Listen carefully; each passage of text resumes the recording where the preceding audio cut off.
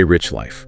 And just to kick things off, I want to share some, well, frankly, astounding transformations from people, people just like you who actually applied these exact principles we're going to talk about. Yeah, and these aren't just like abstract ideas. These are real stories, real people who decided, okay, I'm taking control of my finances. And the changes they saw were pretty incredible. Right. So take Rina Bhansali, busy professional, demanding job, right? And she was facing down this like huge mountain of debt, $40,000 in credit cards and student loans. Wow, that's daunting.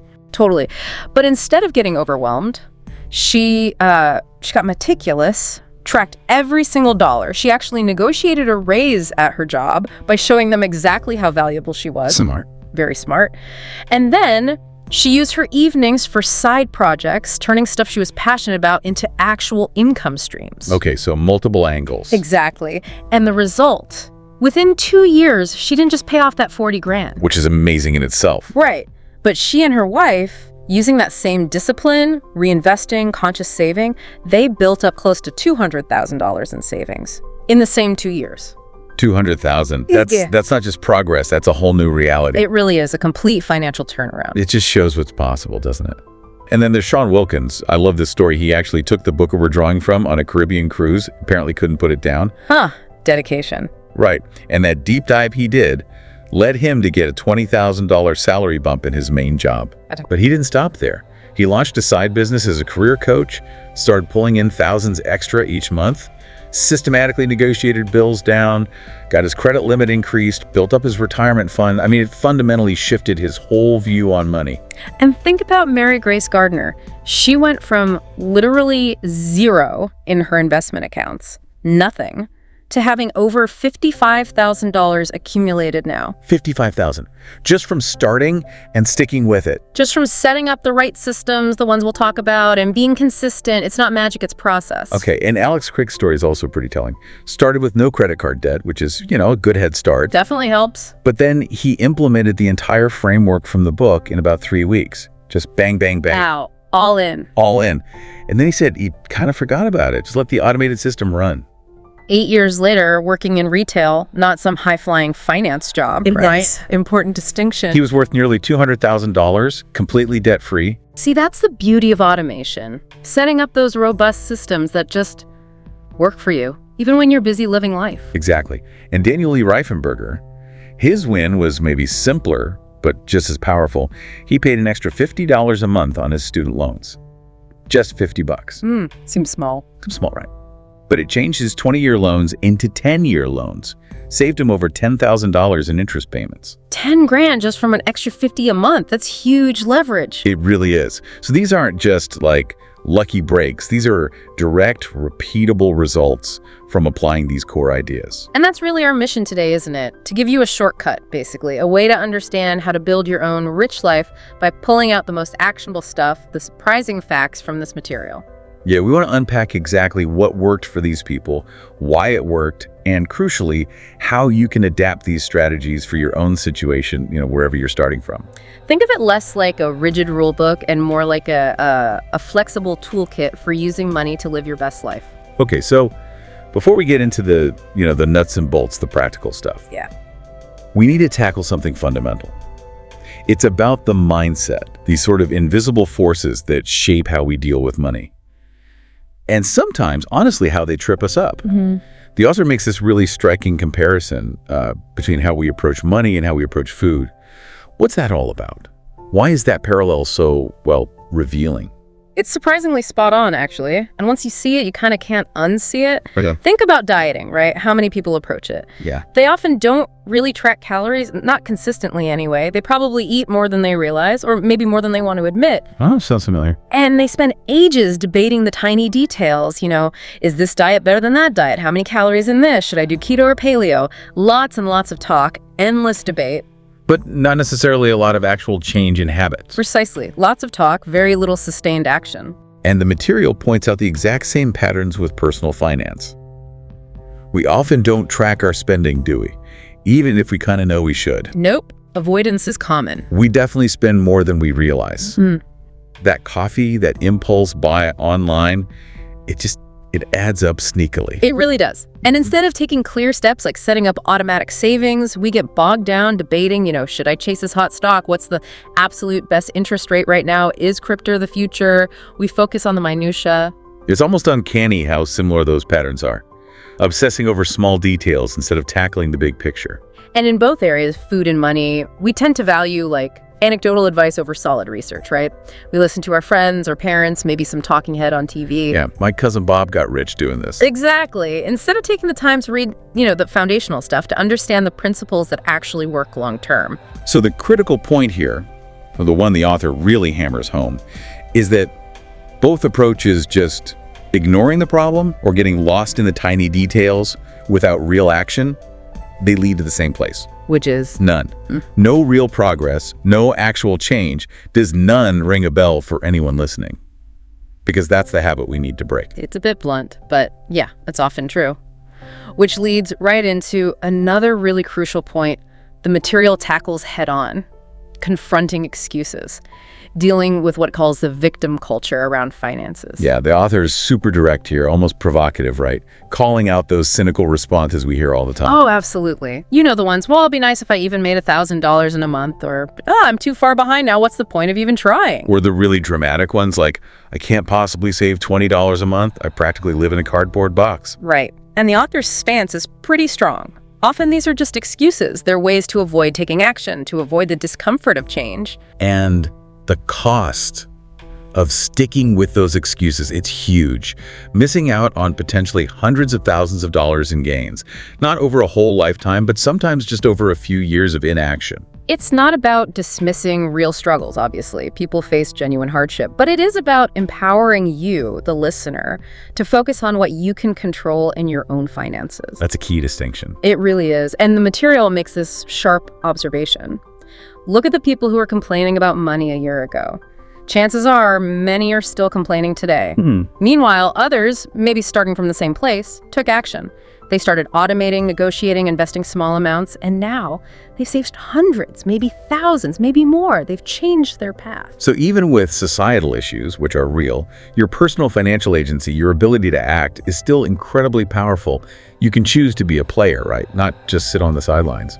Exactly. And if that doesn't quite light a fire under you, just consider the, almost magical power of starting early with investing. The difference it makes over time it's kind of mind-blowing. It really is, thanks to compounding. The material uses this great example. Smart Sally versus Dumb Dan. Right, lay it out for us. Okay, so Smart Sally starts investing at age 35. She puts away just $200 a month, and she only does this for 10 years, stopping completely at age 45. Okay, $200 a month for 10 years. Right. Now let's assume an 8% average annual return, which is, historically reasonable for the stock market long term. By the time Sally turns 65, even though she hasn't added a penny since she was 45, her account is worth, wait for it, $181,469. Wow. From just $24,000 invested, $200 by 12 months by 10 years. Exactly. Now contrast that with Dumb Dan. He waits. He starts later at age 45, but he's diligent. He invests the same $200 a month, but he does it for twice as long, for 20 years, right up until he's 65. Okay, so double the investment period. Double the time, double the total money invested out of his pocket. Yet when Dan turns 65, his account is worth only $118,589. So he invested for twice as long, but ended up with what? Over $60,000 less than Sally? Over 60 grand less. That is the raw power of starting early. Getting that compounding working for you for longer. Time in the market really is a superpower. It absolutely slams that point home. But, and this is really important, the source material also offers some crucial reassurance here. Yeah. If you're listening and you're older, maybe 45 or 55 or even 65, don't let that example discourage you. Don't think, it's too late for me. Right. The next best time to start investing is always today, right now. It is genuinely never too late to begin making progress. Every dollar you invest still has time to grow. The biggest mistake isn't starting late, it's not starting at all. Absolutely critical point. Okay, so once you've got that mindset shift happening, the next big step is actually building the infrastructure, the plumbing for your financial life. And maybe surprisingly for a lot of people, that journey starts by tackling an unexpected opponent, your own bank. Yeah, that's spot on. Because let's be real, traditional banks, especially the big, well-known ones the material talks about, they aren't always prioritizing your best interests, are they? Doesn't feel like it sometimes. They rely heavily on, well, two main things. Inertia, you just not bothering to switch, in fees. Lots and lots of fees. They love average customers, as the book puts it. Exactly, because average customers often don't shop around. They put up with monthly checking account fees, or they accidentally overdraft and pay those hefty charges, or they just leave money sitting in accounts earning practically zero interest. The banks are literally banking on you not realizing there are much better deals out there, often online. They profit from your inaction. So what are those better options? What should people look for? The advice is pretty clear. Steer clear of those worthless high-end accounts. Right, the ones that make you keep like $5,000 or $10,000 minimum balance just to avoid a fee. Yeah, or the ones offering some tiny bonus interest rate, but only if you jump through a bunch of hoops. Usually not worth the hassle or tying up your cash. Definitely not. What you should be looking for are accounts with high interest rates, well, as high as you can find, especially for savings, absolutely no fees and no minimum balance requirements. And where do you find these magical accounts? Increasingly, online banks or credit unions are the place to look. They just have lower overhead costs than the big brick and mortar banks, so they can often pass those savings back to you in the form of better rates and fewer fees. Okay, so rates, no fees, no minimums. What else? Beyond the numbers, the material says prioritize trustworthiness. Do they feel legit? Is their website clear and easy to use? Is setting up an account straightforward? And crucially, can you get help when you need it? Look for good, accessible customer service, maybe even 24/7. And the author adds a funny but practical point. Ask them if they bombard you with promotional junk mail every week. Yes. You don't need endless offers for credit cards or loans you didn't ask for. The right bank should simplify your life and help you grow your money, not just try to constantly sell you more stuff or, nickel and dime you. Okay, now here's where it gets really empowering. The book gives you actionable strategies, even actual scripts, for negotiating fees. This is gold. You can use these to push back on annual fees, overdraft fees, random processing fees, even ATM fees sometimes. What's the leverage? How do you argue with a giant bank? Your leverage is something most people don't realize. The bank's incredibly high customer acquisition cost. It can cost them over $100, sometimes way more, just to get one new customer signed up. So they really don't want to lose existing customers. Exactly. It costs them far less to keep you happy, maybe by waiving a fee, than it does to replace you if you leave. That's your power. And does this actually work in practice? Oh yeah, the book shares stories. A friend saved over $250 on ATM fees just by calling and asking politely while living somewhere temporarily. Adam Ferguson, who was generally a good customer, got a bounce check fee waived super easily with just one phone call. So it pays to ask. It really does. Be polite but firm. Remind them you're a good customer, if you are. The key action step here, right now for listeners, confirm your current checking and savings accounts have absolutely no fees and no minimums. If they do, call your bank, use the scripts, and get them switched to a no-fee version. And if they won't budge? Be prepared to walk. Threaten to leave if you have to. There are plenty of better options out there. Switching banks is easier than ever. It's an easy win, puts money straight back into your pocket every month. Okay, easy win number one. Beat the banks. Building on that, let's tackle something else that feels intimidating to many but is crucial. Credit card mastery. Understanding credit is called a big win in the material, and for good reason. Getting this right can save you tens of thousands. Absolutely. A lot of people misunderstand credit, or they're scared of it, but knowing how it works is incredibly valuable, and it's totally within your control. So break it down. What is credit, really? Okay, basically your credit standing has two main parts. There's your credit report, which is like your financial report card, a detailed history of all your borrowing and repayment activity. Okay, the history. And then there's your credit score, which is a 3-digit number that summarizes that history. Lenders use this score to quickly judge how risky it might be to lend you money. And that score is based on 5 key factors, but they aren't weighted equally. The biggest chunk, 35%, is your payment history. Just simply paying your bills on time, every time. It's huge. 35% just for paying on time. Wow. Yep. The next biggest, 30%, is amounts owed. This is mainly about your credit utilization rate. Utilization rate. Yeah, it's the ratio of how much credit you're currently using compared to your total available credit limit. Right. So if you have a $10,000 limit across all your cards and you have a $1,000 balance, your utilization is 10%. Keeping this number low, ideally below 30%, even better below 10%, is really good for your score. Okay, so don't max out your cards. Makes sense. What else? 15% is the length of your credit history. Generally, the longer you've had credit accounts open and managed them well, the better. Older accounts show stability. So closing old cards might not be a good idea. Often no, especially if they don't have an annual fee. Keeping them open, even if you don't use them much, helps your average account age. Then, 10% is new credit.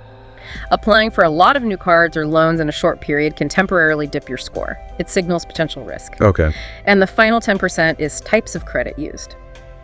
Lenders like to see that you can responsibly manage different kinds of debt, like credit cards, maybe a car loan or student loan or a mortgage. A healthy mix is good. Got it. And how do you find out your report and score? You can get your full credit report from all 3 major bureaus, Equifax, Experian, TransUnion, for free once a year at annualcreditreport.com. That's the official site. It's crucial to check these for any errors, which happen more often than you'd think. And the score itself? The score, specifically the FICO score, which most lenders use, usually costs a small fee. You can get it directly from myfico.com or often through your credit card company or bank. Many offer free score tracking now. Okay, so understanding the score is key, but what's the real cost of messing this up? The hidden cost of mismanaging credit. It's staggering. The material gives some stark examples. Let's say you buy a $100,000 iPhone on a credit card. Okay. If you only make the minimum payment each month, which might be tempting, on a typical card with, say, an 18% APR, it could take you 9 years and 2 months to pay it off. 9 years for an iPhone. 9 years. And during that time, you'd pay an extra $732.76 just in interest. More than 70% of the original price wasted on interest. Or a $1,500 computer. Same deal, minimum payments. Could take 13 years and 3 months, and you'd pay almost $4,432 in interest, nearly the entire cost of the computer again. That's insane. It just drains your money. Totally drains it. All because of minimum payments and those high interest rates, the APRs. And the material also gives a pretty strong warning about retail store cards, right? Oh yeah, big warning. Calls them out for often having near extortionate interest rates, sometimes 25% or even higher. Plus, sneaky fees. That 10% discount they offer you at the register looks tempting. Yeah, always tempting. But if you carry a balance even once, the interest costs will likely wipe out that discount many times over. Generally best to avoid them. And it also advises against going card crazy, collecting too many cards. Right. While the average American apparently has 4 cards, the sweet spot recommended is probably 2 or 3 well-managed cards. There's this cautionary tale in the book about someone who had 11 credit cards. Oh, 11. Wow. Yeah. They lost track, ignored some charges, let balances build up, ended up paying about $2,000 in interest and fees on an initial balance of only $3,000. It completely wrecked their confidence and cost them a fortune. More isn't better here. Quality over quantity. Okay, so clearly, managing credit well is vital. What are the key actionable strategies for success? How do you make credit cards work for you? Rule number 1, 2, and 3. Pay off. Balance. Regularly and on time, every single month if you possibly can, pay the full statement balance. Not just the minimum. Never just the minimum if you can avoid it. Paying on time is 35% of your score, remember. It's the single most important habit. The material really stresses focusing on what will get you rich, not what's sexy. What does that mean? It means while your friends might be chasing complicated deals to save $10 here or there, you're quietly building massive wealth by doing the simple, unsexy thing. Paying your bills on time, avoiding interest, and keeping your credit score high. That silent discipline saves you thousands, tens of thousands over the long run on mortgages, car loans, everything. That makes sense. What's another big win? Negotiate a lower APR. Your annual percentage rate, the interest rate the card company charges, it's often negotiable, especially if you have good payment history. Really? You can just call and ask? Yes.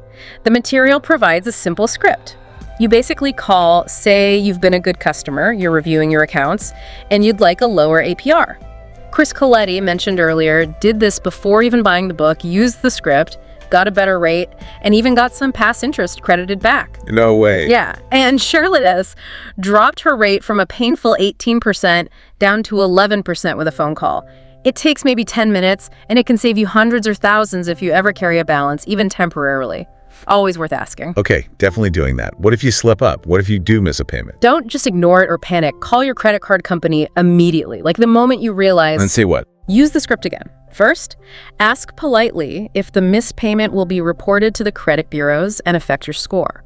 Often, if you pay it right away, within a few days of the due date, they might not report it, especially if it's your first time. Oh, good to know. Then ask them to waive the late fee. Remind them of your good history, if applicable. Remember that high customer acquisition cost they want to keep you. They'll often grant a one-time courtesy waiver. Just ask. Okay, good recovery strategy. What about increasing your credit limit? Why would you want to do that? This is a smart, subtle move.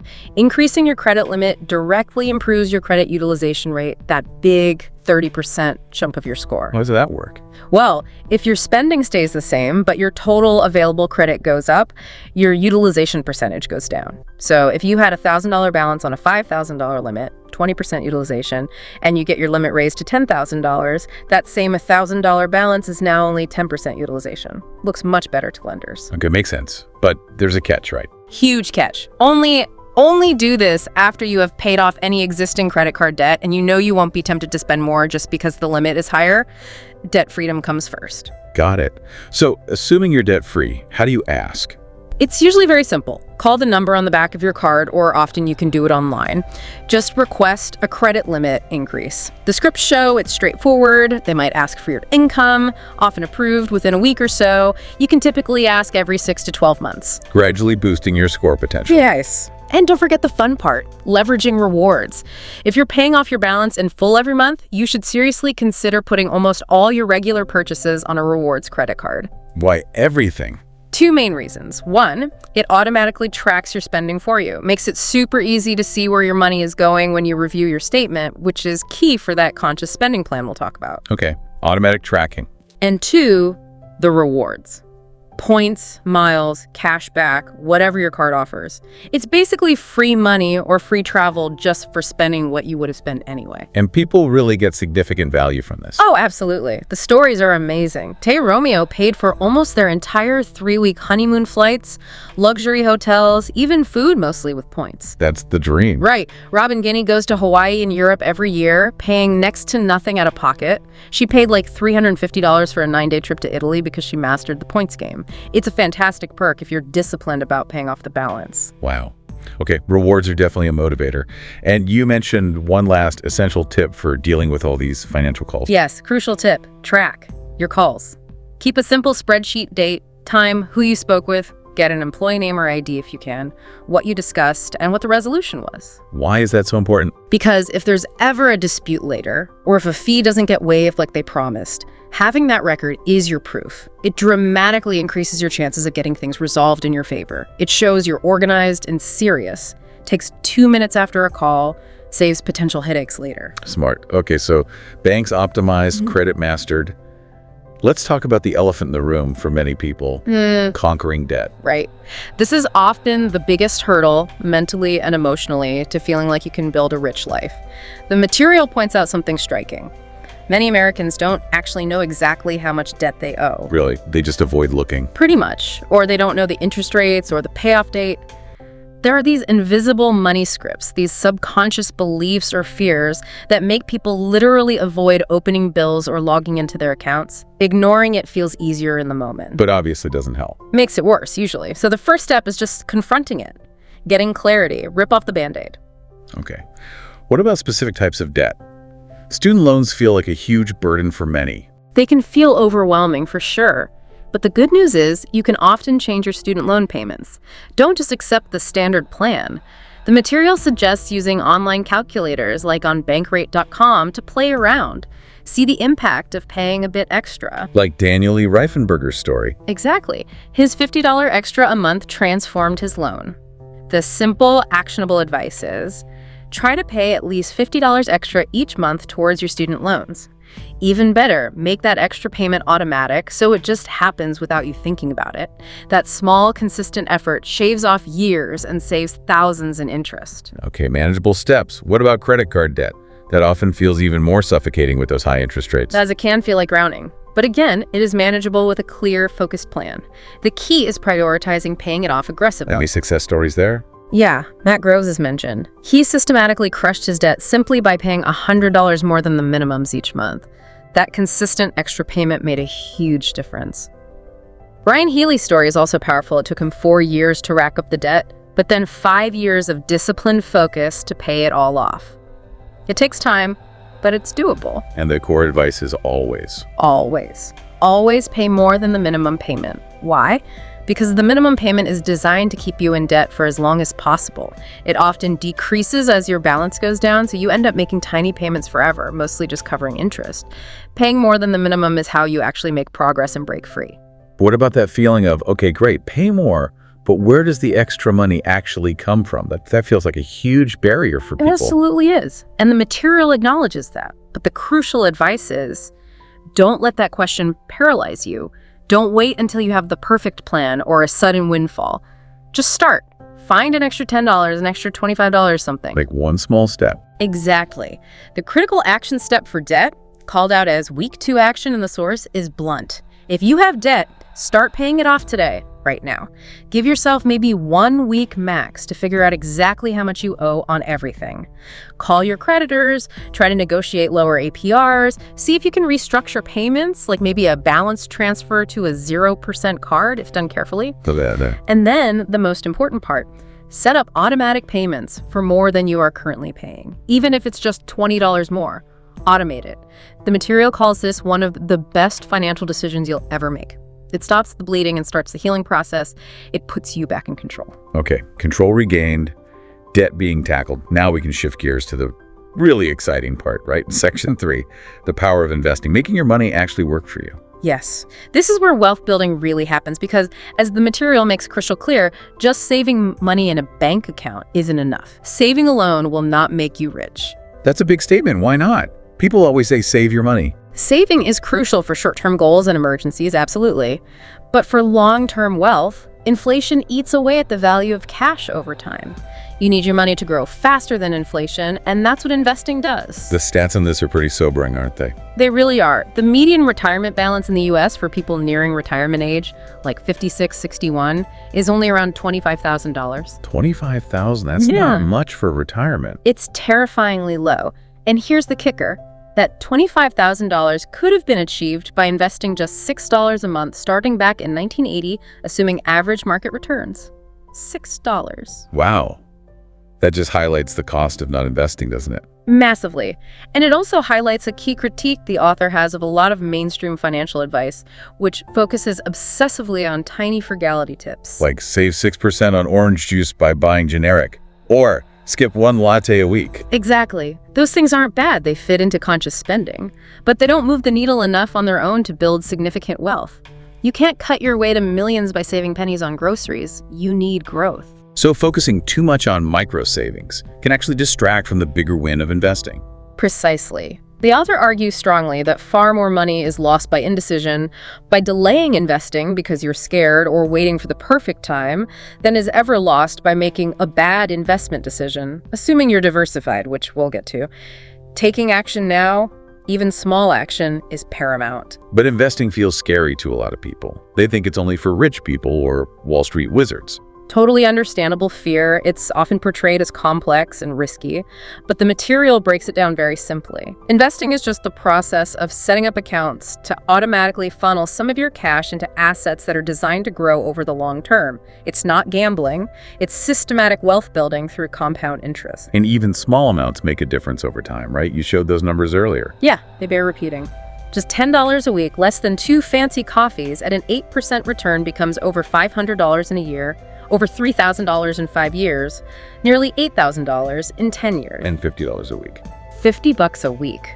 That's over $2,700 in year 1, nearly $16,000 in 5 years, and almost $40,000 after 10 years. This isn't pie-in-the-sky stuff, this is just math. It's how money reliably grows when you give it time and put it to work.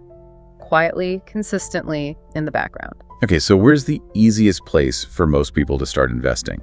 The book talks about the 401k as an instant accelerator. Yes, if your employer offers a 401k or a similar plan like a 403b, it's often the absolute best place to start for 2 huge reasons. Okay, benefit number 1. You're investing pre-tax money. This means the money comes out of your paycheck before income taxes are calculated. Yeah. So right away, you're effectively getting a 25–40% bigger chunk of money to invest compared to investing post-tax dollars because the tax man hasn't taken his cut yet. So your investment starts bigger. Exactly. It gets a head start on compounding. You only pay taxes way down the road when you withdraw the money in retirement. Okay, that's powerful. Benefit number 2. Even better, the employer match. This is literally free money. Your company puts money into your account just because you are. How does that work? They'll typically match your contributions up to a certain percentage of your salary. Like, they might match 100% of the first 3% you contribute, or 50% of the first 6%. The details vary, but the bottom line is you must contribute enough to get the full match. Not doing so is like turning down a guaranteed raise. So how do you figure that out? Simple action steps. Call your HR department or log into your benefits portal. Find out the exact matching formula. Calculate how much you need to contribute from each paycheck to get the maximum free money from your employer. Then fill out the forms or adjust your online settings to automatically deduct that amount. Do not leave this free money on the table. If you make $50 and they match 5%, that's an extra $2,500 a year, free. Okay, 401k match is a no-brainer. What about beyond the 401k, or if you don't have one? Then you look at IRAs, individual retirement arrangements, and the one the material really loves is the Roth IRA. Why Roth? How is it different from the 401k? The key difference is taxes. With a Roth IRA, you contribute money after it's already been taxed, post-tax, so there's no upfront tax break like the traditional 401k. Okay, so why is it good then? Because the payoff comes later. All the investment growth, all the gains your money makes over decades inside the Roth IRA, it's completely 100% tax-free when you withdraw it in retirement, assuming you follow the rules, like waiting until age 59 and a half. So pay taxes now, but never again on the growth or withdrawals. Exactly. This is incredibly powerful, especially if you think you might be in a higher tax bracket when you retire than you are now, or if you just think tax rates in general might go up in the future. Tax-free growth and withdrawals is a massive long-term advantage. Okay, Roth sounds great, but the material mentions a really critical mistake people make here. Oh, this is a painful one. A huge misstep. There's this anecdote about a friend of the author who diligently funded her Roth IRA for 10 years. Put money in consistently. Great start, right? Yeah, sounds perfect. But she never actually selected the investments inside the account. The money just sat there in the default cash or money market fund, basically earning next to nothing. Oh no, so it's just like a savings account. Exactly. A glorified savings account, not an investment account. She missed out on potentially thousands, the book estimates over $9,000 in tax-free growth she could have had if she'd just taken that one final step of choosing some simple index funds or target date funds within the Roth. Wow, that's a costly oversight. Huge. So the lesson is crystal clear. Don't just open the Roth and transfer money. You must log back in and actually choose your investments. Otherwise, you're leaving enormous amounts of free growth on the table. Crucial step. Got it. Are there other tax-advantaged accounts to know about? Yes. One more worth mentioning briefly, especially if you have a high-deductible health insurance plan, is the Health Savings Account, or HSA. HSAs. Heard of those? How do they work? They have this incredible triple tax advantage, which is unique. One, your contributions are tax-deductible, lowering your taxable income now. Two, any money inside the HSA can be invested, and the growth is tax-free. Three, if you withdraw the money for qualified medical expenses, those withdrawals are also completely tax-free. Triple tax-free. That sounds amazing. It's pretty much the most tax-advantaged account available. It's designed for healthcare costs, but once you hit 65, you can actually withdraw money for any reason, and it's just treated like a traditional IRA or 401k withdrawal, taxed as income. So it can also function as a fantastic supplemental retirement account. It's like a supercharged savings and investment vehicle. Okay, lots of powerful account options. Now let's tackle this big mental block many people have. The idea that you need a fancy, expensive financial advisor to do any of this investing stuff. The book calls this the myth of financial experts. Yes, this is such a liberating concept for people to grasp. Many feel intimidated, thinking investing is too complicated, that they'll mess it up, so they must pay someone big fees to handle it. But the material argues, pretty convincingly, that often you can do better on your own just by understanding a few basics. How can that be? Aren't these advisors, well, experts? Well, yes and no. The book uses this funny wine experts analogy. They did a study where 57 professional wine experts were given the same wine, but told it was two different wines, one expensive, one cheap. They couldn't tell them apart. So much for expertise. Exactly. It highlights that expert judgment, especially when predicting something unpredictable like market movements or picking the next winning stock isn't always reliable. So why do most financial advisors actually underperform the market? Several reasons. Many active fund managers focus on trying to beat the market by picking individual stocks or timing market swings. This is incredibly difficult to do consistently, even for professionals. They also charge high fees for this active management, which eats directly into your returns. Okay, high fees are a killer. Definitely. And their frequent trading, buying and selling stocks, trying to case winners, generates more transaction costs and, importantly, more taxes for you in taxable accounts. It's often a recipe for lagging behind the simple market average.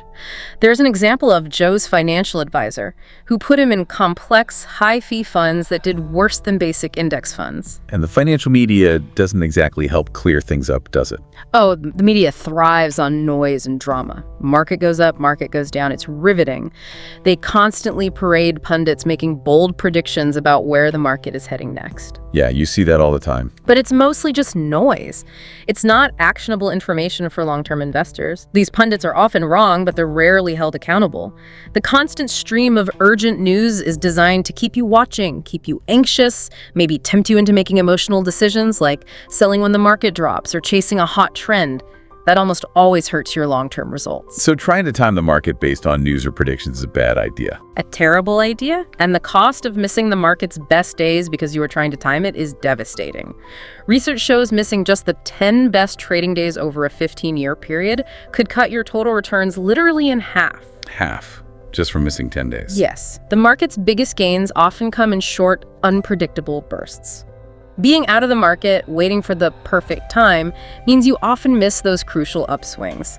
Staying invested consistently is key. And we talked about fees eating returns, but the long-term impact is truly shocking, isn't it? It's astounding, and most people have no idea. That seemingly small 1% fee that an advisor or mutual fund might charge, over 30, 40, 50 years of investing, it doesn't just cost you 1% of your returns. Because of compounding, it can devour 30%, 40%, even more of your total potential nest egg. So a 1% fee could cost you almost 40% of your money over time. The book shows the math. A 1% fee over 50 years could cost you 39% of your potential returns. A 2% fee, a staggering 63%. Imagine working hard, saving diligently, only to hand over nearly 2/3 of your potential retirement funds to fees you barely noticed. That's criminal almost. It feels like it should be. The material shares stories of readers being wooed by advisors using fancy words and complex strategies, only to realize years later they were paying huge fees for funds that were actually underperforming simple, cheap alternatives. Okay, so if expensive advisors and active funds are often not the answer, what is the solution? The solution, according to this deep dive, is beautifully simple and incredibly effective. Index funds and target date funds. Index funds, what are they exactly? An index fund doesn't try to beat the market, it just tries to be the market. It holds tiny pieces of all the companies included in a specific market index, like the S&P 500, the 500 largest US companies, or a total stock market index. So it just mirrors the overall market performance. Exactly. And because it's not actively managed, no managers trying to pick stocks, the costs, the fees are incredibly low, often minuscule, like 0.05% or even less. And this simplicity actually works. Over the long term, overwhelmingly, yes. Wall Street hates index funds because they can't charge high fees for them. You keep almost all the returns for yourself. Now, they won't always go up. The market has downturns, obviously. But historically, over long periods, the overall market has consistently gone up. Index funds are a reliable, low-cost, low-effort way to capture that growth. Okay, index funds sound great.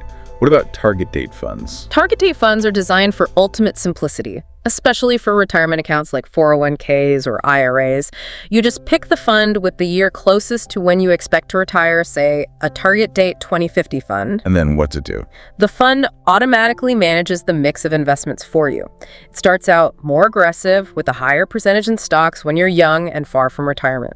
Then, as you get closer to your target retirement date, 2050 in this example, it automatically gradually shifts to become more conservative, adding more bonds and safer assets. So it handles the asset allocation for you over time. Perfectly. As the book says, you do no work except continuing to send money. It's completely hands-off investing, perfect for people who don't want to worry about rebalancing or choosing specific funds. Are there options for people who do want a bit more control? Yeah, for the high achievers, as the book calls them, who are comfortable with a bit more complexity, it suggests looking at models like the one used by David Swenson for the Yale Endowment. His approach achieved amazing returns, like 13.5% annualized, by building a diversified portfolio across different asset classes, not just U.S. stocks, but international stocks, emerging markets, real estate investment trusts, REITs, bonds, etc. So creating your own diversified mix. Right, spreading your money across different types of investments, stocks, bonds, maybe real estate, and within those types, large U.S. companies, small U.S. companies, international companies, diversification is key to managing risk. And there's a quick trick to estimate growth potential, the rule of 72. Yeah, the rule of 72 is just a handy mental shortcut. You divide the number 72 by your expected annual rate of return as a percentage, and the answer is roughly how many years it will take for your money to double. So if I expect an 8% return, 72 divided by 8 equals 9, so your money would roughly double every 9 years at an 8% return. If you hoped for 10%, 72 divided by 10 is 7.2 years to double. It just gives you a quick feel for the power of compounding over time. cool trick. Now, the material also takes a pretty strong stance on cryptocurrency, doesn't it? It does. It's quite critical of the speculative frenzy often surrounding it. It refers to some common arguments from crypto enthusiasts as coming from brain-dead speculators who seem to ignore basic principles like diversification. Ouch. Strong words. Yeah, it points out that while the underlying technology might be interesting and the critique of traditional finance has some points, much of the activity is pure speculation. People often pile into one coin, ignoring diversification, and then tend to get very quiet when the price crashes 80%, which has happened repeatedly.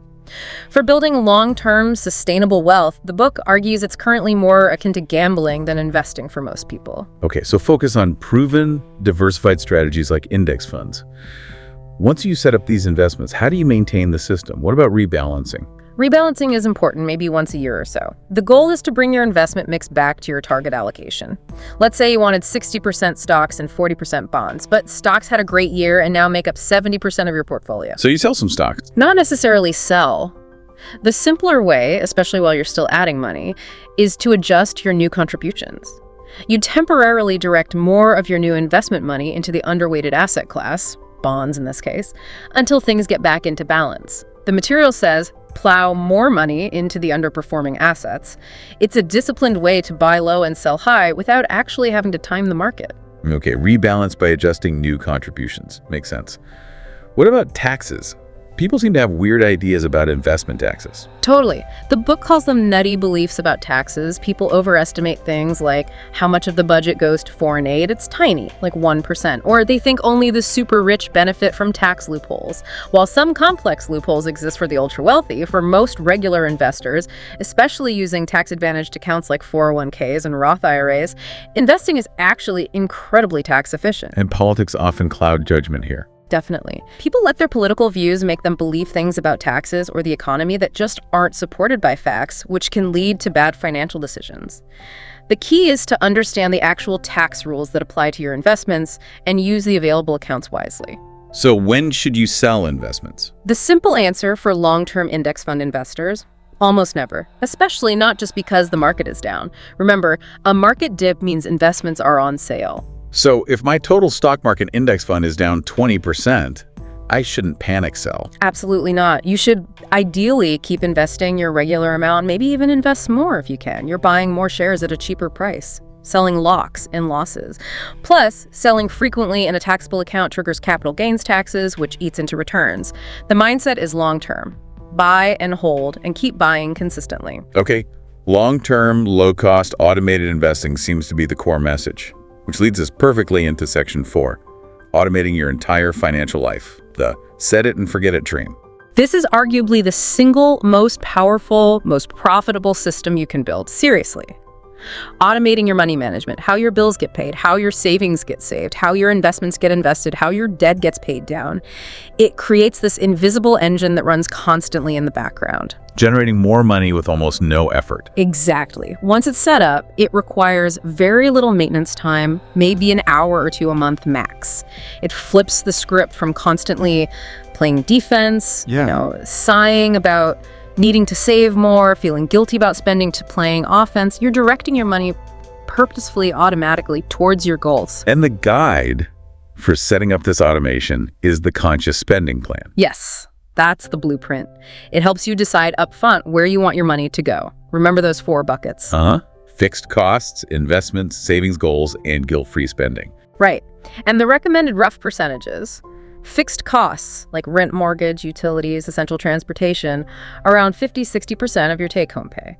Investments like 401k, Roth IRA should be at least 10%, hopefully more.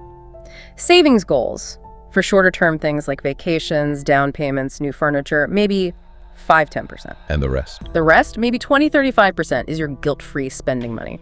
This is for anything you enjoy dining out, hobbies, clothes, travel, whatever makes your rich life rich. The whole point is to allocate every dollar consciously, give it a job so you know exactly where your money is going, and you can spend that guilt-free portion without any anxiety. Because you know the important stuff is already taken care of automatically. Precisely.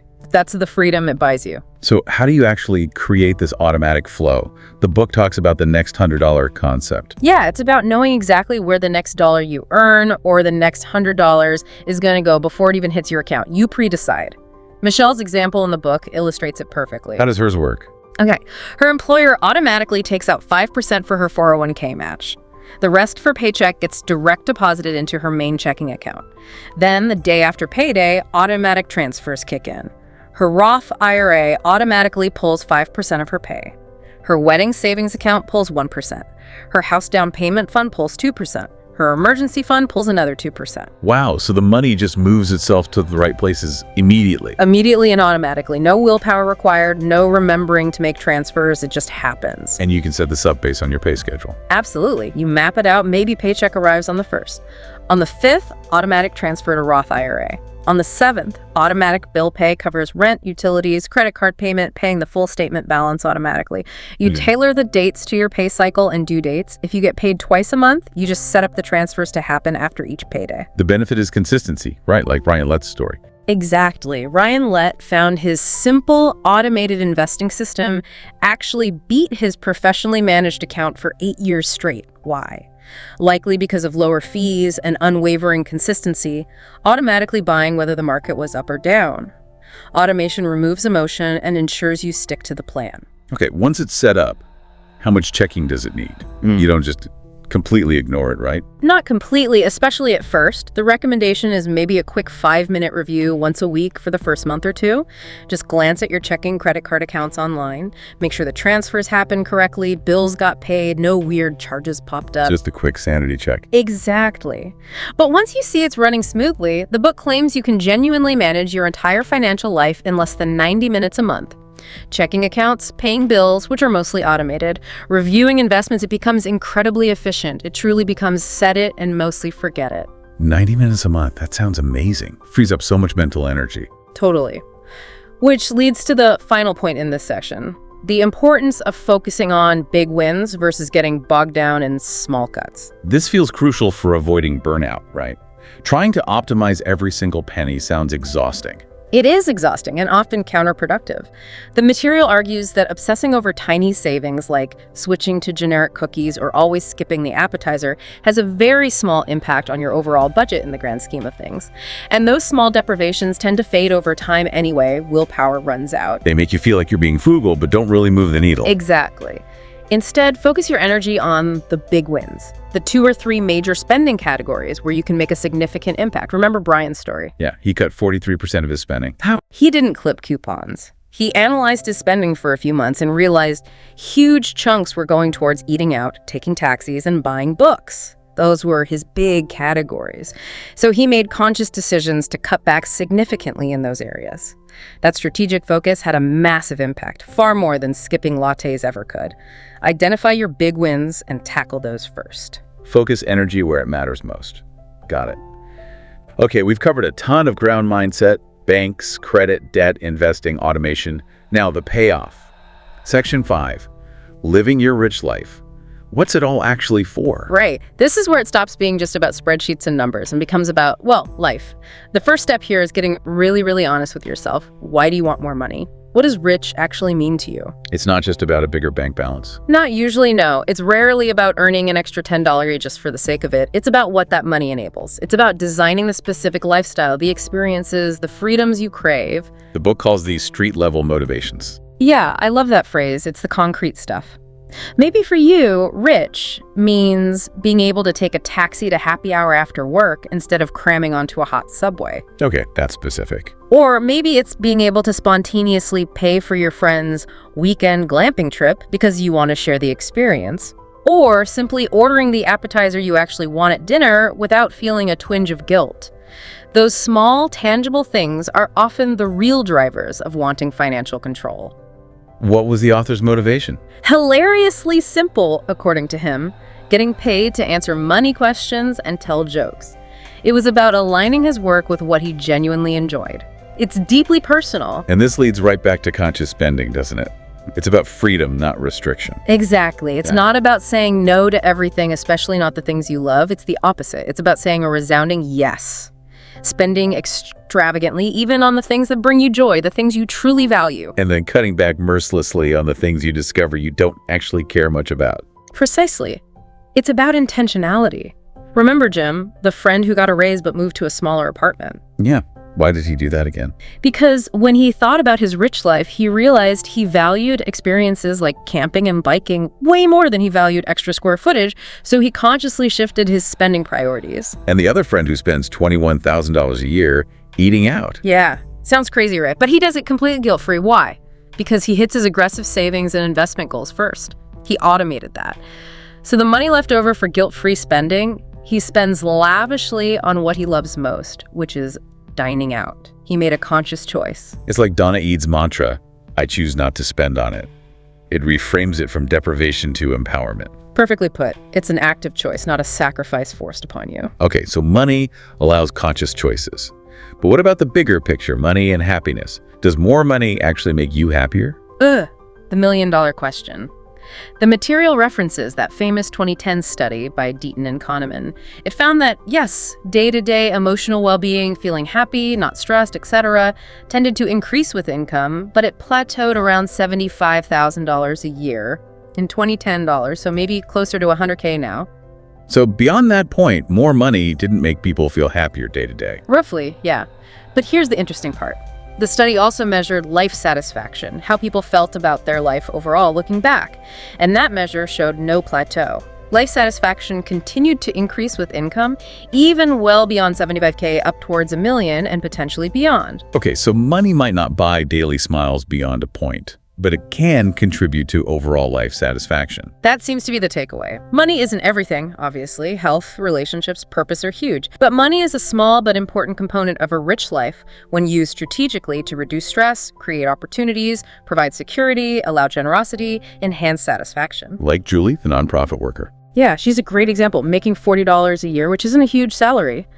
But through disciplined, conscious spending, cooking at home, sharing rent, maxing her Roth IRA, she manages to save over $6,000 a year consistently. And the key is how she feels when she does spend. Exactly. Because she knows her savings and investments are handled automatically, when she chooses to spend on something she enjoys, like a trip or a nice meal, she feels zero guilt. She knows she can afford it within her plan.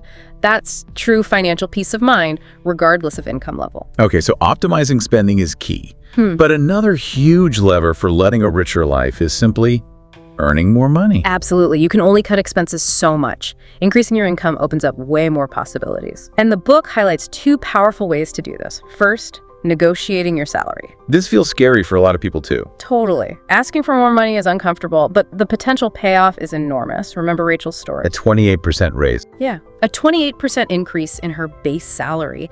And the book calculated that based on the time she actually spent preparing for and doing the negotiation, her effective hourly rate for that work was over $1,000 per hour. $1,000 an hour. That's an insane return on time invested. Right. It shows how high leverage negotiation can be. How did she prepare? What are the tips? Preparation was key. She didn't just walk in and ask. She emailed well-thought-out proposals highlighting her accomplishments and value. She sent personalized thank you notes after interviews. She came across as energetic, intelligent, and prepared. So do your homework. Definitely. Come armed with data on competitive salaries for your role and location. Use sites like salary.com or payscale.com. Have a clear, concise list of your specific accomplishments and how they benefited the company. And frame it professionally. You're a partner discussing mutual value, not a supplicant asking for a favor. Okay, negotiate your salary. What's a second lever for increasing income? Do freelance work or actively seek out a higher paying job. And freelance doesn't just mean driving for Uber, although that's an option. Think broader. What skills do you have that others need and would pay for? Like what? Could be anything. Virtual assistant services on sites like Upwork, tutoring students, dog walking or pet sitting, graphic design, writing or editing. Julia, the caricature artist, turned an 8-hour side gig into a 6-figure business by finding her niche and marketing herself. Wow, so leveraging existing skills or developing new ones? Exactly. The author even shares his own high school story. He started emailing websites offering to rewrite their sales copy for free just to get experience, which led directly to a paid role in their sales department. Be proactive. And remember, your leverage for negotiation is often highest when you're being hired for a new job. Good point. Yeah. And if you do get unexpected income, like a bonus or freelance earnings, what's the advice? This is counterintuitive but brilliant. Split it 50-50. Spend 50% on pure fun, something totally enjoyable. This reinforces the positive feeling of earning extra and motivates you to pursue more weird, offbeat ideas that might generate income. Okay, reward yourself and the other 50%. Straight to investments or aggressive debt paydown. The key is it's a conscious allocation. You decide upfront. Half for fun, half for the future. It doesn't just get sort of spent and disappear like windfalls often do. Just allocation. Okay, now let's bring this into the really personal realm, applying these principles to big life purchases and, crucially, relationships. Money and relationships. That's where it gets tricky. Oh, yeah. The material points out that the real challenges with money and relationships often aren't the math problems. They're the softer discussions about values, habits, fears, expectations. Like talking to parents about money, especially if they might need help. That's a tough one. They probably won't ask directly. The book suggests using your journey as an excuse to open the door gently. Mom, Dad, I've been reading this fascinating stuff about personal finance, and it made me think. It creates a non-judgmental opening. What about couples with unequal earnings? That 50-50 split can cause issues, right? Definitely. If one partner earns significantly less, insisting on splitting everything 50-50 can breed resentment.